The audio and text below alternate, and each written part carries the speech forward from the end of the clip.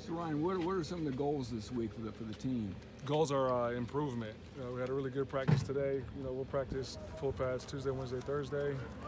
A lot of good on good work, and just cleaning up technique, details, fundamentals. Any clarity on the quarterback situation, how you handle that moving forward? They're both taking reps with the ones right now, sort of splitting it 50-50. I can see a scenario where they both play.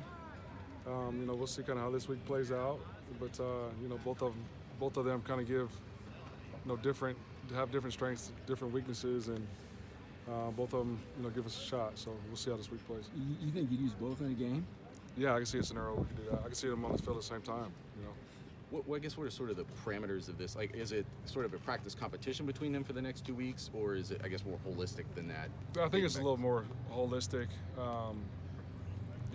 We're always evaluating in competition. There's always competition. Now, the thing that is unique about that position is there's only one of them on the field. But the team is comfortable with both of them. I think both of them give us a chance to win, especially, with the way we're playing offensively. And so, whoever gives us the best chance will be out there at any given moment. There's sort of, I think, an old adage in sports that a guy shouldn't lose his job because of an injury. Right. At the same time, there's a performance evaluation that goes on here. I guess, how do you reconcile that? The kind of the idea of fairness versus... Exactly, and that was one of the conversations that we had with the two of them was, Hudson got hurt, and you don't want anybody to lose their position because of that.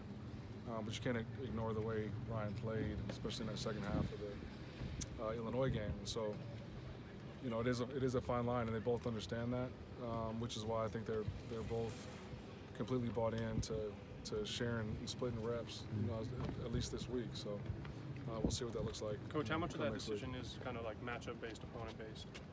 I think it's more like what we're doing offensively, like what, obviously like the last two games have looked a lot different than the offense has looked since I've been here, and so I think it is fun to see Hud in that style of offense, and at the same time Ryan just adds an extra element and is special on the ground. So it's just we'll see who gives us the best chance. Have you been around or involved with a two quarterback at the same time situation that has worked without some of the pitfalls that go along with that, whether that's dividing a locker room or the confusion that can? I think their relationship is a little bit unique, and I've been at a situation at Oklahoma where they were playing two guys for different reasons. You see Nebraska plays two quarterbacks for different in different scenarios, different reasons. So I could see depending on the situation, the scenario, and who we're playing and what they're presenting. A case where you play two guys. Obviously, you want a guy to be able to get in a rhythm. That's going to be playing the majority of the snaps. But at the same time, I think Ryan's earned and deserves reps, and I think Huddy operates well in this style of offense. So we'll see. Like I said, we'll see how this week plays out, and whoever gives us the best chance to go win a week from Saturday. With the false starts and the penalties, how are you coaching that in practice? I mean, are you yourself blowing the whistle, or how are you guys doing that? And we've sort of changed up the cadence. Obviously, like different when you have a quarterback for the majority of the season, like his cadence is a little bit different than Ryan's, right? And his operation is a little bit different. So just getting some continuity there, so that we're not shooting ourselves in the foot, especially on early downs, against the number one team in the country. Like, you can't have situations like that. So that was definitely a point of emphasis today. And we've worked just different tempos with the cadence. C.J. Smith still good to go? Yeah, absolutely. He looked great today. Any update on Nyland Green? Nyland's improving, quicker than I think we anticipated. He's able to run around a little bit now, and so we'll see when he be able to put on pads and can he actually function as a football player. But he is improving. You will continue to call plays? On offense, yes. You will have no involvement on defense at all? No, there's not enough time in the day. So, again, we have a defense coordinator, we have a special teams coordinator, we don't have an offense coordinator. So, I'd be negligent of myself not to spend the majority of my time on that side of the ball.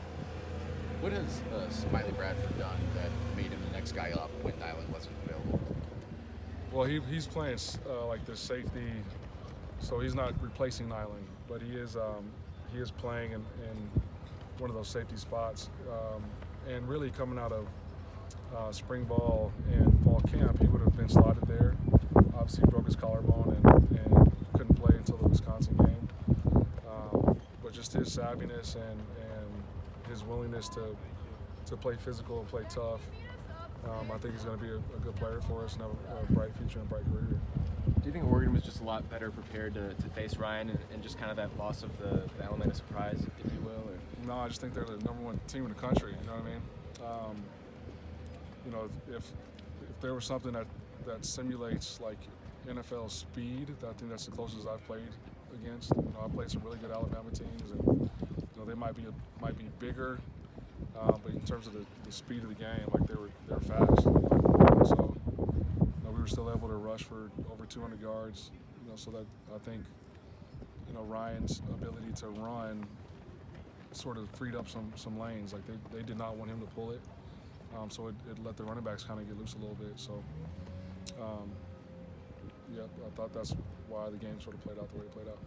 How do you guys stay focused? Is there sort of a circle the wagons mentality here? No, the focus is on improving every day.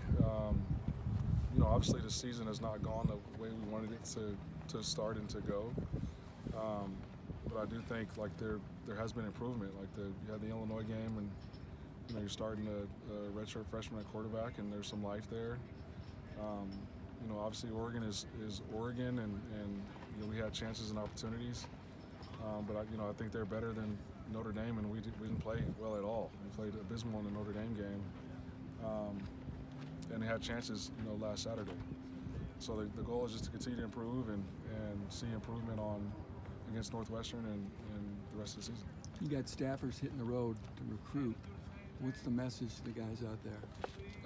The message is still the message. Like you've got an opportunity to come in and contribute. Purdue is still a great place to play and to go to school. We still have all the things that are here that they fell in love with in the first place. Is the 2025 class, is that the priority of what you guys are doing this weekend? Yeah, absolutely. Are there priorities within that, things specifically that you're trying to find still for this class?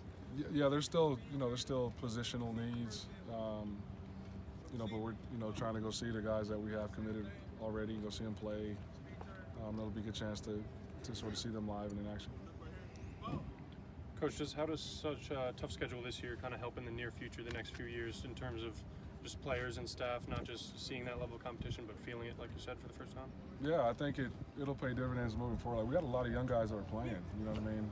Even the transfers that we've gotten that have played in significant roles, they're all, most of them are sophomores and starting for the first time. So I think going through this type of schedule and being hit in the mouth and facing adversity and having to block out the noise and the negativity, they'll be battle tested moving forward. You got, like I said, you got Ryan Brown as a freshman. You got Dylan Thieneman will help, and others that are sophomores. You look at, you guys will see C.J. Smith next week. He's a sophomore. There's a lot of freshmen and sophomores out there that are playing. So they've had 2 years now where they've played really tough opponents, and they've seen the best in the country, and so I think it'll pay dividends moving forward.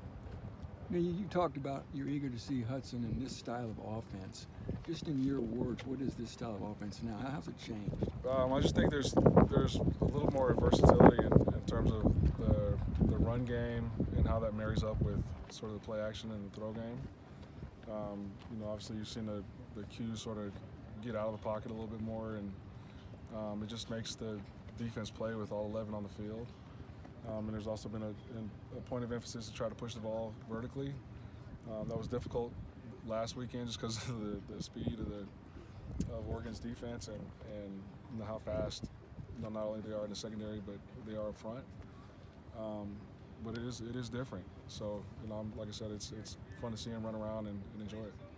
Does Hudson need to also, I guess, better handle his aspect of the run game than maybe he was earlier this season, especially in those zone read situations? Yeah, well, we didn't really ask him to do a whole lot in the run game prior to what he's being asked to do now.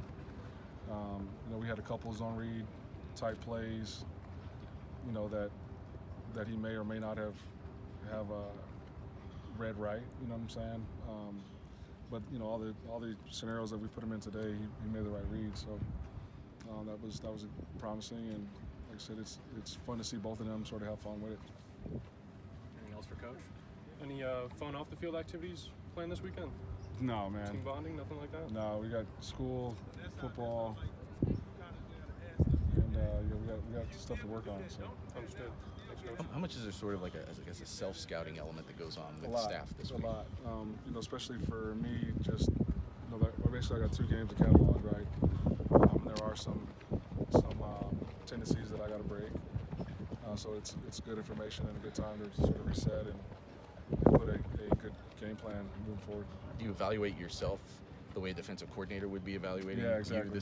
you? Yeah, exactly.